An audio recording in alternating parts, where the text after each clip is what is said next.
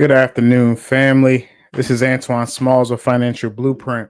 We are back today. I took a little, week off. Had some other things going on, but we are back at it this afternoon. We're gonna continue to rock out.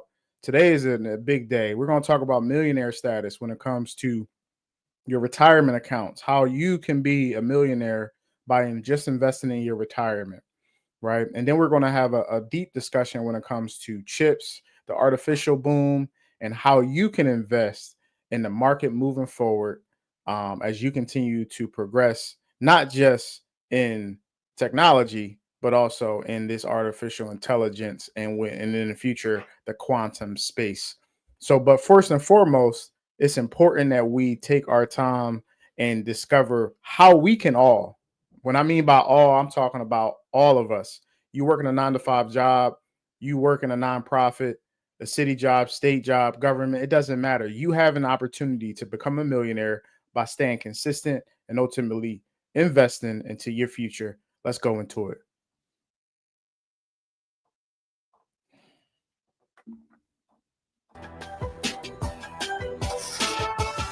There are more 401k millionaires than ever before. According to new data from Fidelity, there are now roughly 497,000 401k plan participants with balances of at least $1 million in their accounts. So how can you set yourself up to be on the path to be a 401k millionaire yourself? Here with more, we've got some of those tips. Tracy Burns, who is the UBS financial advisor, joining us here. Tracy, great to see you again. So I think first and foremost, so before we get into the actual details, what's important here is you see that number, roughly 497,000 people have over $1 million when it comes to Fidelity and their 401k program. This is so important. When I say that you have the ability to do this, this is not something that is only for rich people. It's only for wealthy people, people that was provided some type of inheritance by their parents. No, this is everyday working men and women that are investing consistently over time for their future in their 401k, and over 500,000 people just from Fidelity alone has over $1 million worth of money in their 401k. People just want to know, okay, am I part of that number? And if not, how do I become part of it? What are some of the first steps that people can take to set themselves up to be a millionaire by the time they're ready to tap in that 401k?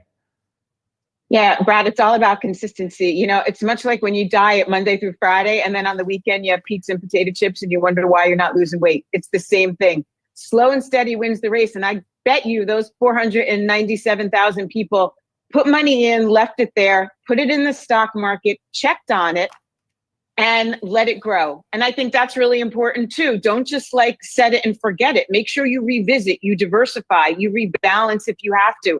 What was good when you started working 20 years ago might not still work today, Brad. So you have to get back to it as well and pay attention. And so, all right, so real quick, let's talk about this. All right. So the first thing that she talked about was consistency.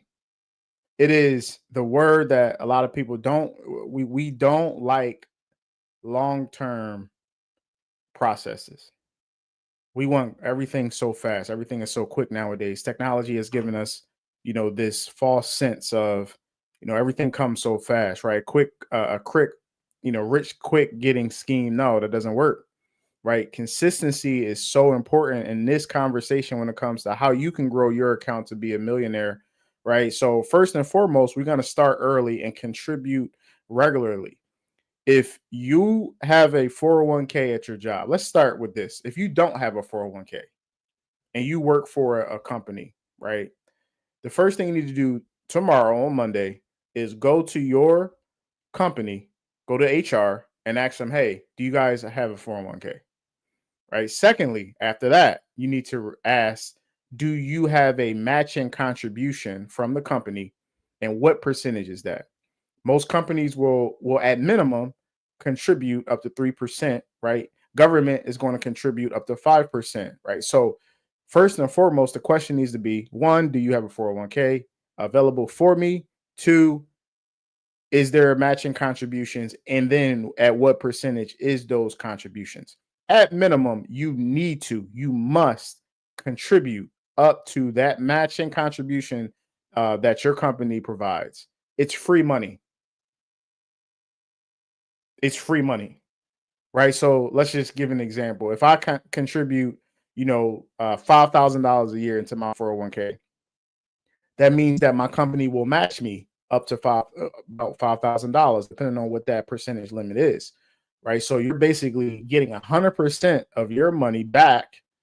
The company is investing in you, and that money is growing over a long period of time, right? Secondly, invest wisely, right? So we know that if you've been watching this channel, we've talked about the stock market. Annually, stock market goes up 8 to 12% a year. And this has happened over the last 50 years. This is not my opinion. This is facts, right? Annually, the stock market will go up 8 to 12%. On average, it's probably 8 to 10%. So if you know that your money is going to grow 8 to 10% and you are 21, 25, 30, 35, and you're going to be working for another 30, 40 years, how much money, if you contribute $5,000, you get another match, that's 5,000, that's 10,000. You making 8 to 10% per year. 10% of 10,000 is $1,000. And as that continue to grow each year, how much money would you have in 20 to 30 years? Right? The contributions and the consistency aspect of this is so important. And then when you go into your 401k account, you can invest into the stock market, into international stocks. You can invest into mutual funds and treasuries if you want to go fixed income. There are ways that you can invest wisely over time so that you can not just, accumulate a lot of money, but then also when you're closer to retirement, protect your money, right? So, that's number two.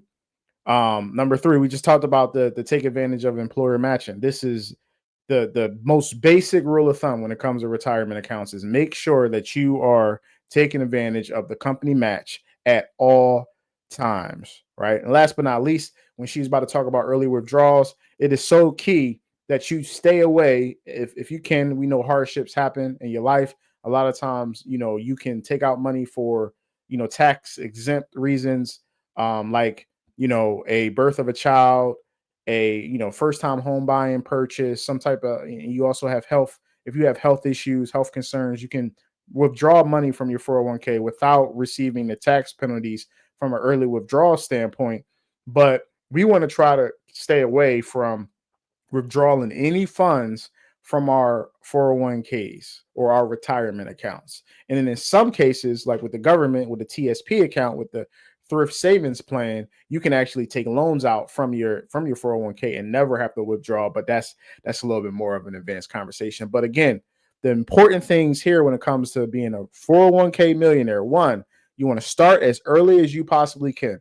All of my 401k members right now that have them with their job, amazing. Make sure you're getting that match. Make sure that you're accumulating more and you're allocating more funds to your 401k as you continue to gain income. Invest wisely. If you haven't went into your 401k in detail and actually taking a look at the possibilities of investing in the stock market, looking at international stocks, fixed income, treasuries, bonds, things like that, this is a great time for you to do a little bit more research and make sure that you are investing in the right things for your future, right? Take advantage of the employer match. We talked about that, and try to stay away from early withdrawals. With that in mind, what are some of the common mistakes that you see people making, Tracy? So that's it, right? We forget all about it. We don't increase. I'll tell you, one of the number one things people could do is when you get a raise, give your retirement plan a raise as well. Bump it just a little. Bump it in accordance. Set the percentage as a matter of fact to increase with your salary if you can. I would also say that one of the worst things and the hardest things is that people make withdrawals before retirement. And you can, right? It's your money. Try really hard not to. You can for first-time home buyer. You can for hardship. If it's possible not to touch that, leave it alone. And lastly, don't forget that match. If your company's offering you money, you better give till you get it because it's free money and it's yours and it will add to that million down the road someday. What's a good investment rule of thumb for contributions to that 401k as well here? It's really hard to say, right? If you live in Manhattan and you're just out of college, it's so hard to say, oh, by the way, you should put the max in because you can't make rent. So I get it. I say you just try really hard to pay yourself first. But I am cognizant of the fact that living expenses are tough in certain places. But ideally, you want to hit that annual number every year because don't forget, you don't pay tax on it until you retire. So it is a help, paycheck to paycheck, to not have to pay tax on a portion of your salary.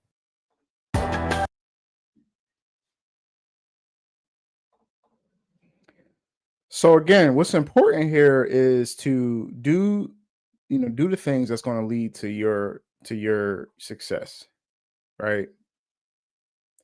Everyone wants to make money. Everyone wants to be a quote unquote millionaire. The thing that we used to want is to be a six-figure earner, right? I remember a time where, I was making $40,000-$50,000 a year. And it was like, look, I need to figure out how I can make $100,000. That was the goal, right? Now that's kind of changed because of inflation. $100,000 ain't nearly as much money as you think. And then, now everyone wants to be a millionaire. Social media, celebrities, things that we see out here. You got YouTube celebrities. You got so many viral and everyone on Instagram and TikTok and Twitter and things like that, right? So everyone wants to be a millionaire, right? But honestly, it's not easy to, be a business owner, right? And not everyone is supposed to be an entrepreneur, right? It's not easy trying to be a content creator. It's not easy trying to go viral and be a celebrity and these things and athletes and things like that really a very few amount of people can actually accomplish. But the one thing that you can do more than anything is be consistent when it comes to your 401k. That is something that you can control. Right, even if you're not making nearly as much as you think or that you want right now, it doesn't matter. You can still, go to your business, go to your employer, ask about that 401k, take advantage of it, and allow money to grow over a period of time. Again, this is not a short term, goal setting situation. This is a long term. We all have to prepare for our retirement, and the worst thing that you can do is be 50, 55, 60, and you're looking at the end of the road that you worked for the last 30 years and you don't have what you need to retire, right? What is that number? I would argue it's $2.5 million. If you do the calculations and if you want to live until you're 85, 90 years old, you need at least a couple million in the bag ready to go if you want to live comfortably for the rest of your life. But that depends on your standard of living, where you want to live, the locations, things like that. But again, prepare today, right? We don't want to wait until later in our lives to figure out that we need to get a regular job and work at Walmart, saying, hey, how you doing when you walk in the door, because I didn't do what I was supposed to do when I was 30, when I was 40, when I was 50. No, we're going to do our due diligence today to get ourselves ready for tomorrow. Right. So that is how we will start this live today. And we're about to move to how are we going to invest in our future when it comes to artificial intelligence? How are we doing it? Do we know what stocks to choose? How we are moving forward when it comes to technology, chips, the United States investment in chips, AI dominance, technological dominance, and ultimately the battle that is going on when it comes to trade, as well as coming to world dominance when it comes to tech. This is key. This is everything when it comes to how, from a stock ownership, right, from options to how we want to make money and accumulate money in our brokerage accounts and even in our retirement accounts. This is so key. So let's get into it.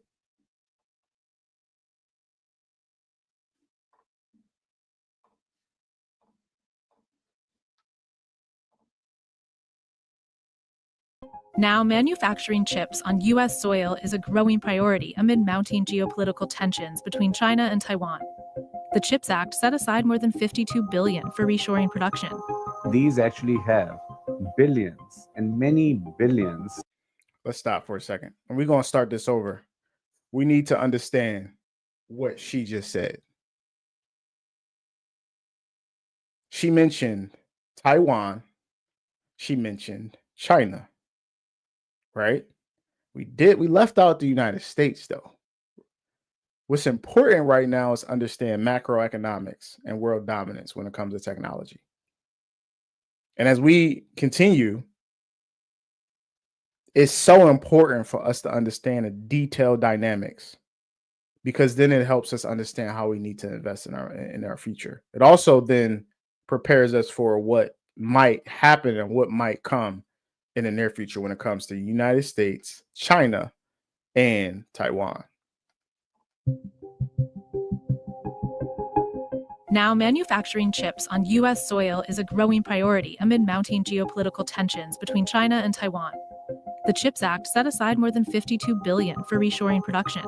These actually have billions and many billions of memory bits that store information in ones and zeros in them. New fab that we're building in Boise, Idaho right now that we're just poured concrete on in October will be over 600,000 square feet. So over 12 times of the size that you see behind me. ARM is the most pervasive CPU or brain in the history of modern electronics. I mean, Texas is spacious, it's huge, and then it has great support for ease of business. Because we have ports, because we have access to materials, because of our low cost of doing business, we are best situated to lead this next generation of chip manufacturing. So they're talking about how Texas is really spearheading a lot of where these big factories, these big businesses are building these mega facilities to try to build infrastructure when it comes to the chips. And chips play a part in technology, right? Everything from your phone to your laptop to your computer, I mean, cars, everything has a chip in it, which is then, providing memory, productivity, energy, efficiency, speed, everything to your devices. So it's important that we understand the United States is trying to be the dominant country when it comes to chips, which then leads to technology and ultimately dominance when it comes to everything that we're doing moving forward in the 20s, late 20s to the 30s to moving forward in the 21st century.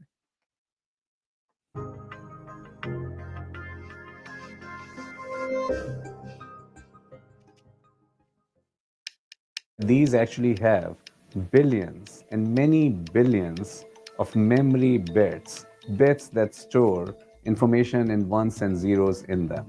Data is at the center of all our devices and generative AI, and accessing and storing that data requires these memory chips. And there's only one major memory maker based in the US. Micron, the maker of basic DRAM chips, the building blocks of all memory. Micron's stock is up more than 30% since the start of the year, largely thanks to generative AI hype. And while memory is a simpler, cheaper type of semiconductor than the high-powered central processing units and graphics processing units sending other chip stocks through the roof, multiple memory chips are needed to support each GPU or CPU. And that means making memory takes more space than other kinds of chips. Oh, so let's stop, right? So now we got to the first player, and we talk about memory right now. We're talking about chips, and we're talking about memory. Now, the company that they're discussing right now is Micron, which is a U.S.-based, company that provides memory for CPUs and GPUs, which are the chips that go into the technology that we're building, right? So, investing in artificial intelligence is not just it's multifaceted, right? You have the suppliers, you have the the infrastructure that has to be built on, right, which has a lot to do with energy and how is these data centers, how are these factories going to be, from an infrastructure standpoint, how does it run, right? How is it powered, right? Who are the companies that power these factories, right? Because that's just money. The more energy you need to power the factory, the more money these energy companies are making, which then leads to the more the stock price moves up, right? In this case, we're talking about memory when it comes to chips. So if you have chips you're trying to accumulate a lot of chips that go into all of these technologies, right? The chips need memory. What is the company that provides memory for the chips in the United States? Micron. Micron, right? So one, memory, chips, Micron. So this is how we start to learn how to invest in our future when it comes to artificial intelligence, right? So memory, Micron. Go to the stock market page, put Micron in. Do your research on Micron. Look at the profit margin. Look at if the company is growing, if it's continued to make revenue, if it's continued to make money. How is Micron benefiting from the chip boom? And then make a decision if you want to invest in Micron long term, right? That's how we make these decisions. Let's keep going. The new fab that we're building in Boise, Idaho right now that we're just poured concrete on in October will be over 600,000 square feet. So over 12 times of the size that you see behind me. In addition to that, in New York, we're going to build 4 of those 600,000 square foot fabs for a total of 2.4 million square feet. At $100 billion over 20 years, Micron's investment in 4 chip fabrication plants, or fabs, in upstate New York is slated to be the biggest U.S. chip project in history. It's a commitment Micron made with some big help from New York and a bid for National CHIPS Act funding. We have to make it worth their while. It's still a competitive environment. We're competing with the rest of the globe. But being the only U.S. memory maker also comes with risk. Micron is the latest target of China's bans on U.S. chips, as the two countries vie for technological dominance. Micron has absolutely become a pawn in what I consider this 15-year war between China and the U.S. CNBC went to Micron's giant fab in Boise, Idaho, to see the start of its major expansion into advanced memory manufacturing on U.S. soil, and ask how it'll pull off massive growth amid a market oversupply and geopolitical turmoil that's casting doubt on the quarter of its revenue that comes from China.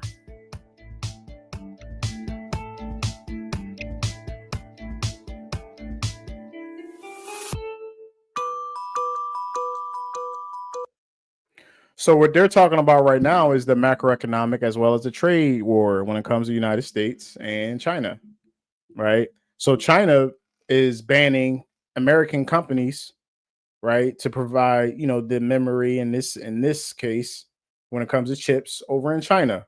We know that China and United States have tensions when it comes to a lot of things, right? So we know, if Trump is going to put tariffs on China, China's going to respond and say, okay, well, then your U.S. companies can't do business in China. How does that impact the United States? It's because, we basically do business at least a 60 to 70% rate with China. That's how we make money, right? We used to manufacture things within the United States, but that's no longer the case. We outsource, we export everything, and we import everything from other countries into the United States. So how does this impact Micron? As long as you have geopolitical China bans within the company of Micron when it comes to doing business in China, then that hurts the business. That limits the revenue that they can make, which ultimately then impacts the stock price, which is why it's important, again, for you to just know all of these details so that you can make, decisions for your future. Now, do I think that Micron, as they said, they're investing $100 billion in these fabs up in New York City, are going to ultimately lead to positivity as well as their partnerships with NVIDIA over the long term? Absolutely. But if I didn't know about the geopolitical risk when it comes to China, then I'm making a ignorant, because I don't know, and risky investment into a business that I don't know all of the details, right? So it's important that we know everything about all of these little, variables that play into these businesses so that we can make the best decisions moving forward.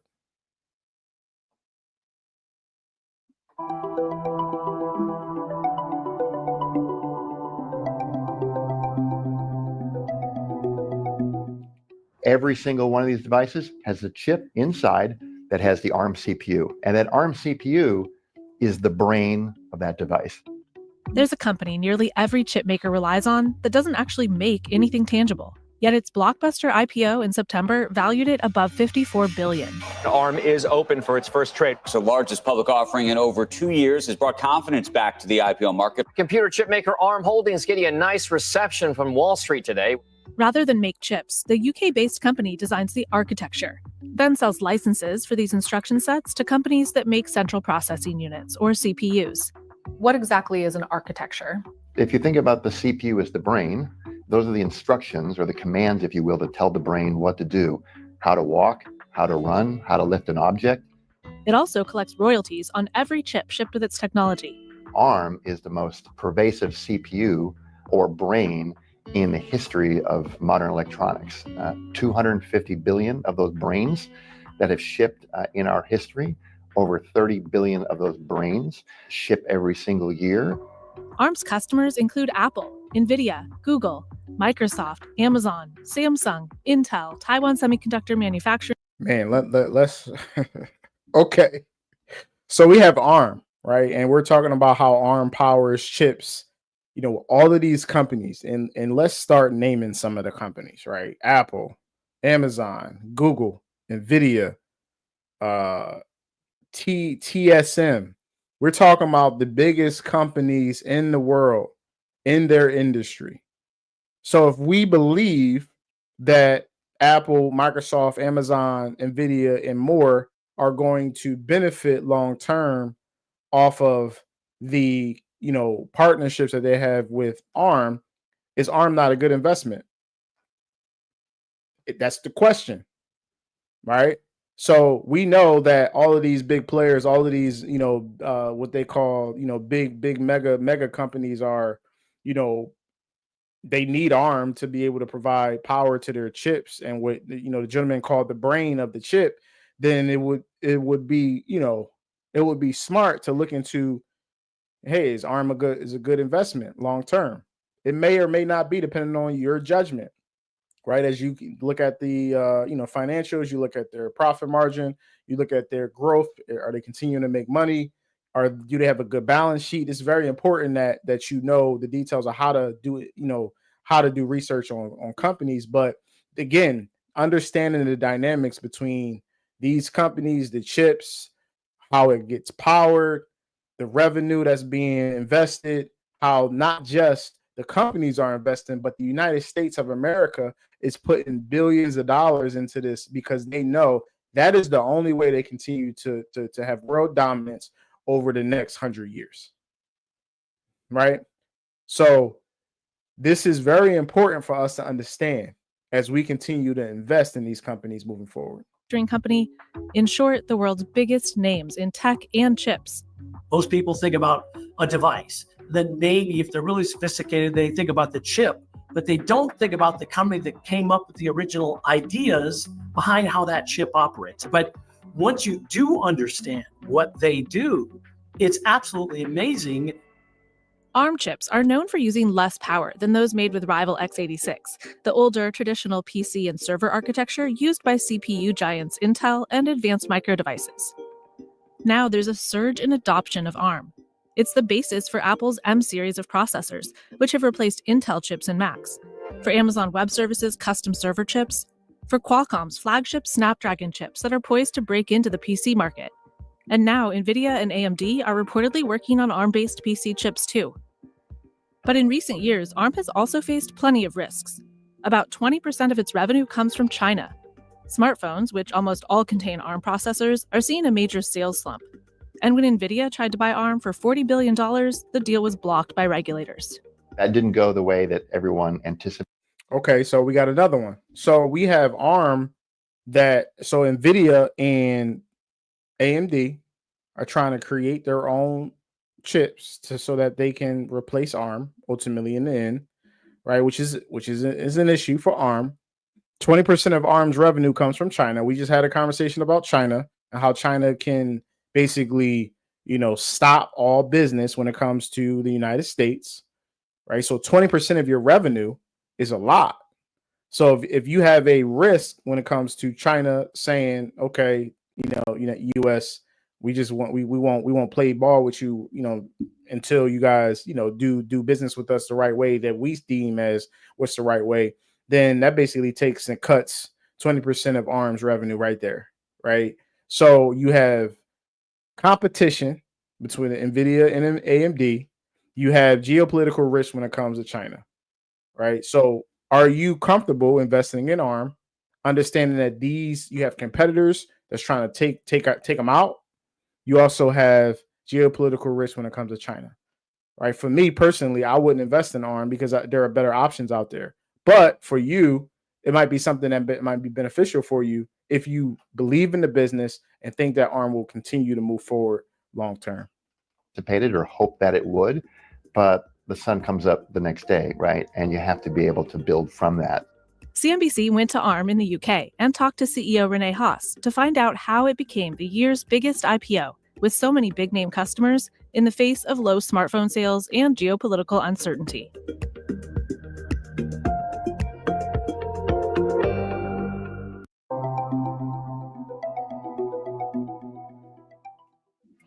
We've got well over 400 acres here, and we are in fact in ballroom number 1. There will be 3 other factories, 1 to the north and 2 of them that are to the west of this. There's a boom happening in Texas, and we're not talking about oil. America's second biggest state has become the hub for manufacturing the country's tiniest microchips. That because we have ports, because we have access to materials, because of our low cost of doing business, we are best situated to lead this next generation of chip manufacturing. The integrated circuit was invented at Texas Instruments more than 60 years ago. But it's Silicon Valley in California that's long held the title for, well, advancing technology on silicon. But as the cost of making smaller and smaller transistors has skyrocketed, so has the size of the machines and the amount of land needed to do it. I mean, Texas is spacious, it's huge, and then it has great support for ease of business. Now, manufacturing chips on U.S. soil is a growing priority amid mounting geopolitical tensions between China and Taiwan. The CHIPS Act set aside more than $52 billion for reshoring production.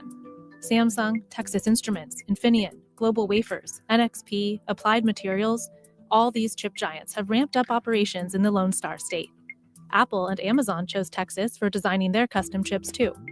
Tell me why we are wearing these things called bunny suits. These beautiful bunny suits are to keep the product clean. So this is a class 1 clean room. We change out all of the air every 8 seconds. So if you ever see an eyelash on a chip, it looks like a space monster.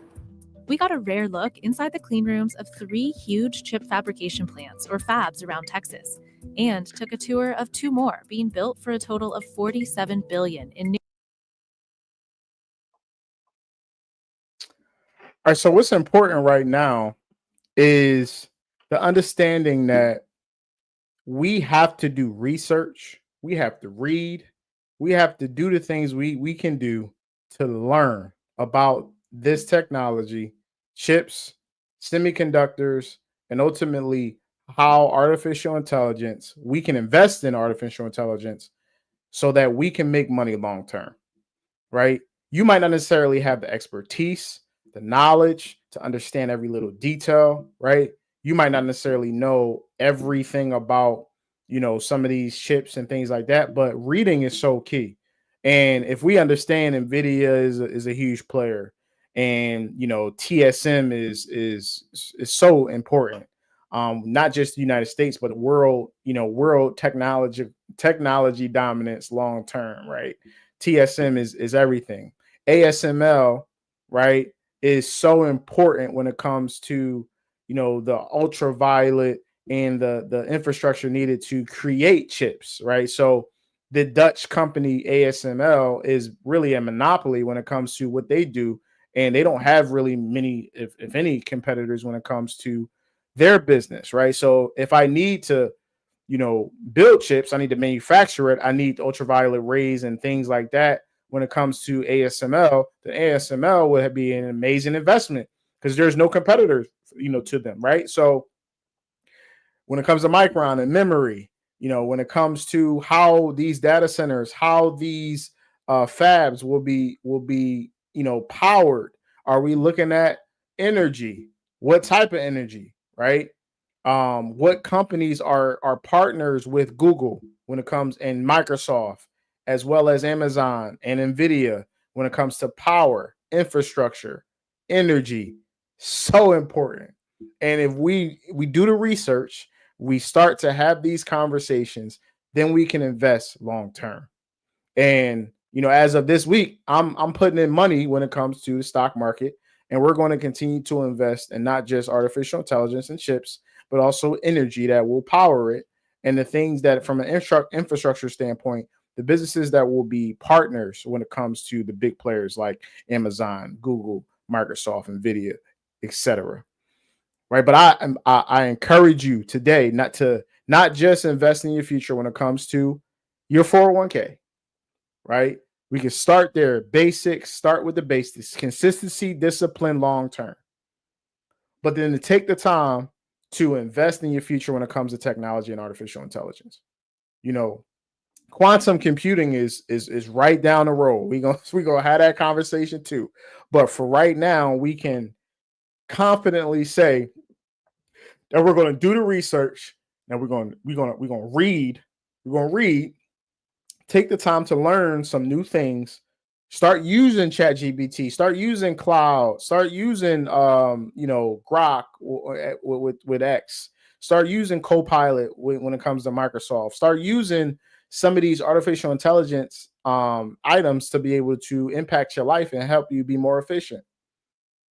Introduce this artificial intelligence to your children so that they can learn, because they will grow up in this age of technology. We grew up in an age of the internet, right? And then it became social media. Right now, our children they're in the social media age, but they will grow up in the artificial intelligence and a quantum computing age, which is then important to understand what should they learn in school? Math, science, tech, computer science, engineering.